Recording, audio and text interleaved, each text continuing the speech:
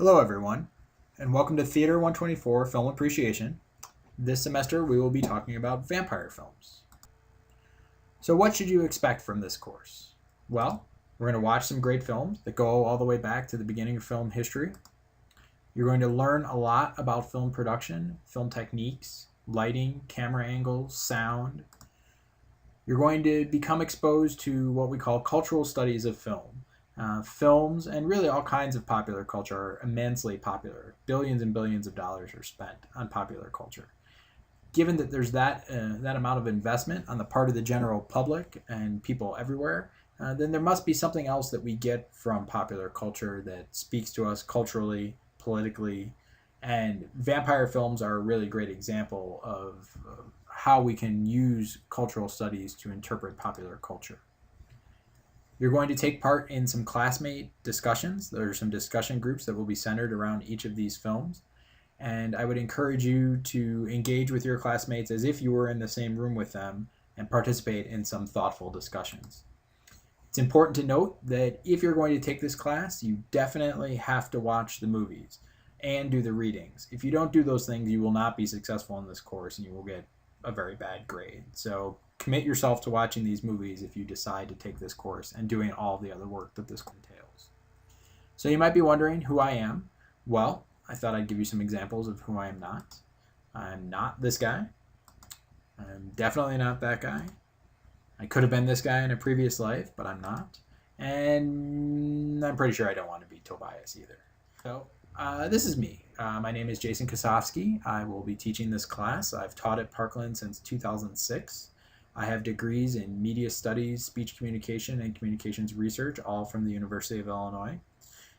Even though I'm teaching film and did teach film throughout my graduate career, my dissertation was focused on masculinity and reality television. That was what I wrote about. So I am also a reality TV expert. I worked and studied at Illinois for 18 years before most recently leaving, and now I am Director of Communications for the College of Agricultural Sciences at Colorado State University. So vampire movies and vampire television shows, just vampire themes in general, are very, very popular. There are lots of movies that have come out, television shows that relate to vampires or utilize the vampire narrative. Some are funny, some are scary, some are hokey. Vampire movies really can cross all kinds of other genres, comedy, science fiction, horror. They can be kids' movies and television shows. They can star John Bon Jovi. The kids' genre of vampires is really more popular than one would expect for something that's supposed to be scary. They can be 3D, they can be old, they can be brand new. Some are better than others. Some are television series that have been centered around vampires. But they do come in all kinds of flavors, all kinds of shapes, and all kinds of sizes. So those are just some examples of vampire films, but these are the ones we're going to watch. We're going to watch Nosferatu. We're going to watch Dracula, a film called Dracula's Daughter, another film you may have heard of called Blackula.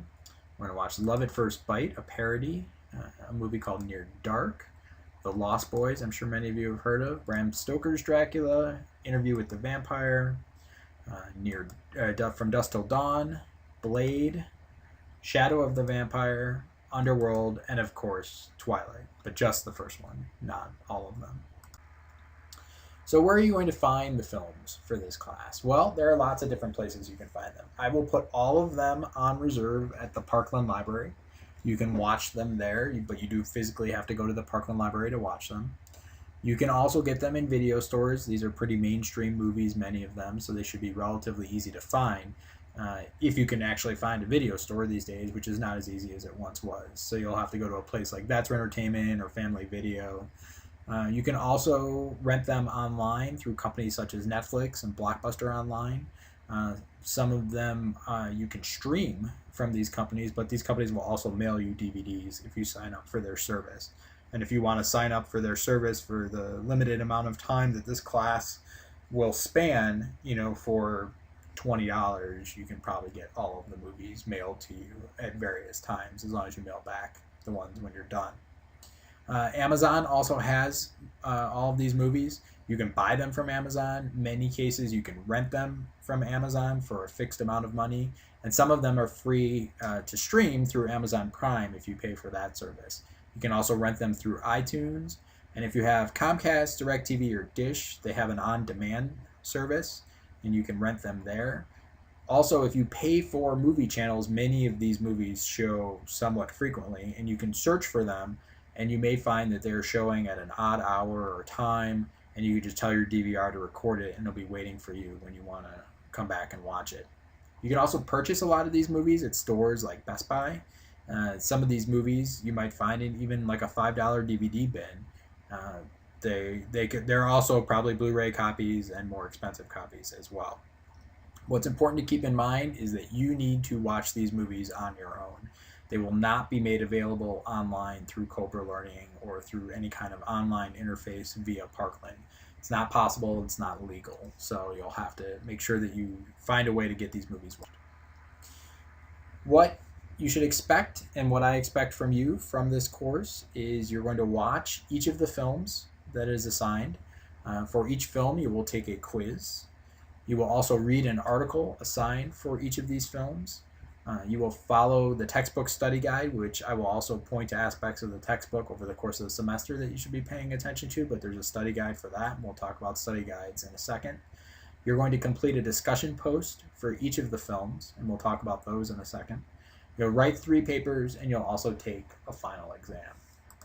So the articles for this course, like the movies, are all on reserve at the Parkland Library. And the articles you can actually get electronically, unlike the movies. So you'll need to go to this link. You can also find the Parkland Library from the main Parkland homepage.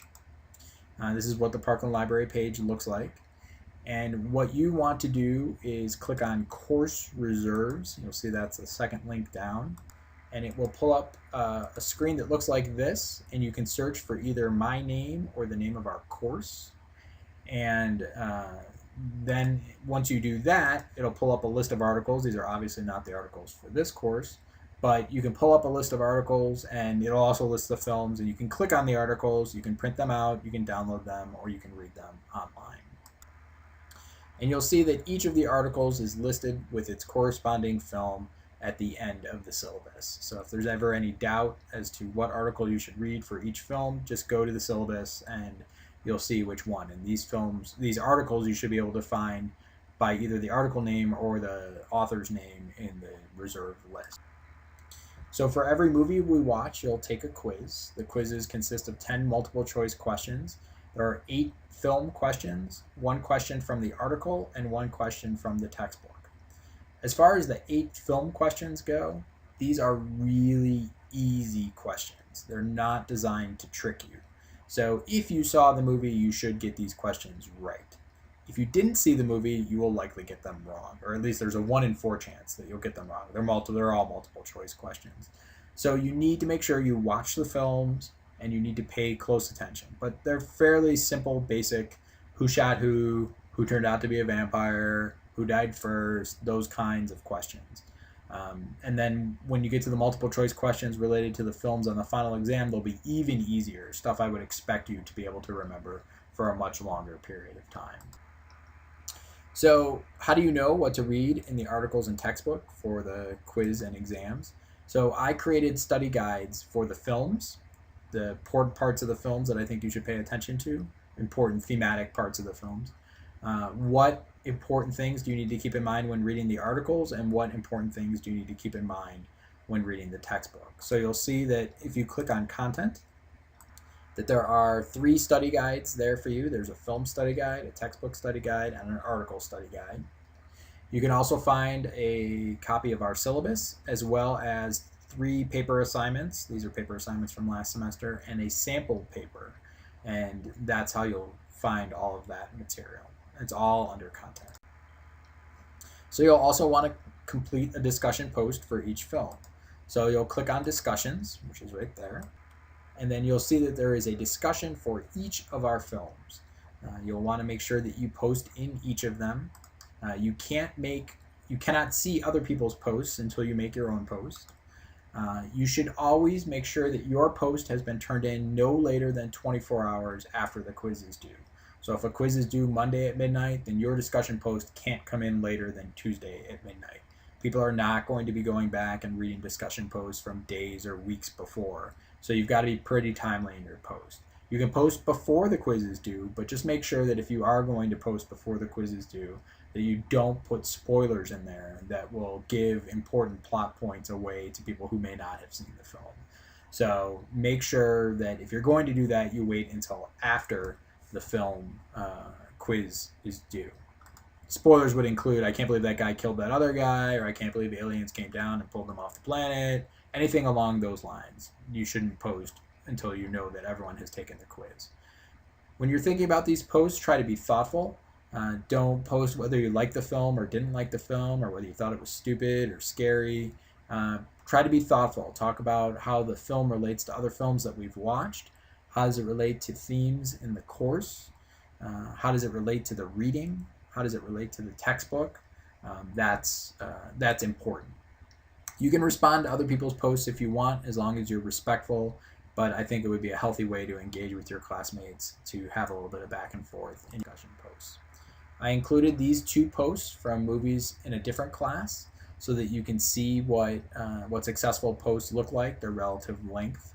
So you can keep these in mind when you're writing your own post, but you can see that these students related things to the authors, related things to the themes of the course, just took a much broader view of the importance of these films above and beyond whether they liked them or did not like them.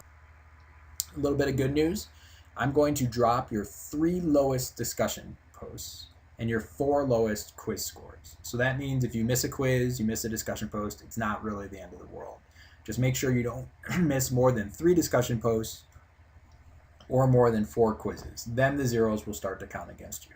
So missing 1 or 2 won't hurt you, and they don't have to be zeros. If they're just low, they'll automatically get dropped and they won't count against you. So you're also going to write 3 papers for this class. And for each of the papers that we write, you're going to take one of the articles for our course, and each paper will have a different range of articles that you can use. So you'll want to pay attention to what each assignment says you can use in terms of the films and articles. But you want to take one of the articles, summarize the author's main points in your own words, bring in some direct quotes from the article that demonstrate what you identify as the main points, and then take what you have identified as the main points and cite examples from one of our films that support the author's main points. So basically, you need to do an excellent job of demonstrating to me that you understand what this article is about by identifying the main points. Bring in some evidence from the article in the form of direct quotes that show that you have evidence that this is what the author was saying, and then tie what's in that article to one of the films from the class. Just keep in mind that if you don't use direct quotes, this paper won't be successful. So you have to show that you're actually utilizing the article and not writing off the top of your head or just telling me what you think as opposed to what you have evidence of. I have an example of how you should write direct quotes in your papers. So there is actually a right way and a wrong way. You'll see in this example that this is from a different class, but it does incorporate a direct quote from one of our articles. And you'll see that there is no period inside the quotation marks, because that's not actually the end of the sentence. So you don't want to put a period or any kind of punctuation in there. You'll also see that there is a page number in parentheses. If you don't mention the author in part of the quote, then you'll want to put author and page number at the end. But if you do mention the author, then just the page number will suffice. And then you'll see that there's a period at the end of the sentence because you want to show that the sentence is over and the period completes the sentence. So you can use that as an example for writing quotes in your papers. A couple more things you'll want to keep in mind. The titles of films, television shows, and books are always either underlined or in italics. They're never in quotes, and they're never just kind of hanging out, not identified in any way. So you'll definitely always want to underline them or put them in italics. When you're referring to our articles or any articles at all, you'll always want to put the title of the article in quotes. When you're referring to the authors, you should always refer to the authors by their last names and not their first names. Just think of this as a formal address as opposed to people that are your friends or your buddies. They're not John and they're not Mike. They're the author's last names. And at some point early in your paper, you'll want to make sure that you write out the full article title and the full author name just once. And then after that, when you refer to the article, you can refer to just the author's last name. So you don't have to keep writing out the title of the article and the author's full name again and again and again. When you do turn in your papers, I have a Dropbox also in Cobra Learning, and you'll see that there are 3 Dropboxes, excuse me, 1 for each paper. And always remember that papers are due by 5 o'clock p.m. on the due date, not 5:01, not 5:10, not midnight. So if they come in after 5 o'clock, they'll be marked late, and you'll have plenty of advance notice when these papers are due, so there's really no reason that they should come in late at all. So ultimately, what are we going to take away from this course? Well, in movies, vampires have changed a lot. You'll see from the early vampires through the more recent vampires, they don't really look the same. They're not the same kinds of vampires. And what does that mean in film? You'll also have an understanding of the cultural significance of vampires. Different audiences, different time periods, vampires mean different things to different people. And we will talk about each of these vampires and where they fit in historically. You'll also see that there are themes that run throughout vampire movies. Some themes persist throughout every vampire movie, some kind of come and go. Many of these movies play with vampire themes. They make jokes about what hurts vampires or what vampires are made of. And you'll see that again and again, and it'll be important to think about how these films either use or don't use the themes that some of the other films do use. You'll see how the vampire has changed over time and what each vampire does in its own historical time period. And you'll also see and learn quite a bit about film production techniques. We're just using vampire films as an example, but ultimately vampire films, like all other films, have production, have narrative, have lighting, have sound, have camera angles, and we'll talk about all of that as we go through these films. But the vampire films will just be our example, but it'll also be important for you to understand film production techniques. Just a quick heads up, some of these films can be violent. Some of them contain nudity or foul language and just might have generally stuff that you find disturbing or offensive. If you think that's going to be a problem, this might not be the class for you. You'll want to think about whether you can handle the content of this class. I could have picked any number of vampire films, and many of them would have this kind of content. So if this class isn't for you, that you may just want to take a different class or find another theater class where this isn't the focus of the class. I think you can get through it. I've seen many of these films and watched them with many people that had some concerns and have gotten through it just fine. So I'm hopeful that you can get through it, but I do want you to think about that before you proceed further with class. I think you should always approach these films with an open mind. Vampire films can also be fun. They can also be funny. Many of these films will be either unintentionally funny or intentionally funny, kind of making fun of vampire movies. So I think they can be quite enjoyable. And, here's an example of a vampire movie that we are not watching. And it's not a particularly good one, but it's a kid's movie that involves vampires and plays with the vampire narrative. It's not a very good film. It's not Adam Sandler's best work. But again, it's an example of a fun, funny vampire film. So I wish you the best of luck. I hope we have a great semester together. Feel free to email me anytime if questions come up, and I will respond as quickly as I can. But that is the best way to reach me, and hopefully we will have a good semester together. So just let me know if you have any other questions. Thanks.